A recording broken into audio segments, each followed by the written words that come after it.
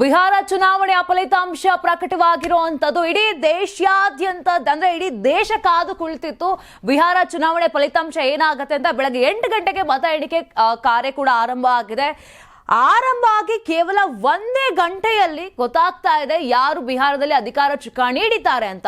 ಮತ ಎಣಿಕೆ ಪ್ರಾರಂಭ ಆದಾಗ ಏನು ಎನ್ಡಿಎ ಬಹಳಷ್ಟು ಮುನ್ನಡೆಯನ್ನ ಸಾಧಿಸ್ತಾ ಇತ್ತು. ಈವರೆಗೂ ಕೂಡ 121 ಕ್ಷೇತ್ರಗಳಲ್ಲಿ ಎನ್ಡಿಎ ಮುನ್ನಡೆಯನ್ನ ಸಾಧಿಸಿದ್ರೆ ಮಹಾಗಠಬಂಧನ್ 98 ಕ್ಷೇತ್ರಗಳಲ್ಲಿ ಮುನ್ನಡೆಯನ್ನ ಸಾಧಿಸಿದೆ.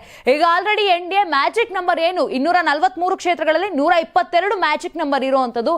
ಮ್ಯಾಜಿಕ್ ನಂಬರ್ ಅನ್ನ ದಾಟಿ ಈಗ ಮುನ್ನಡೆ ಹೋಗ್ತಾ ಇದೆ ಎನ್ಡಿಎ.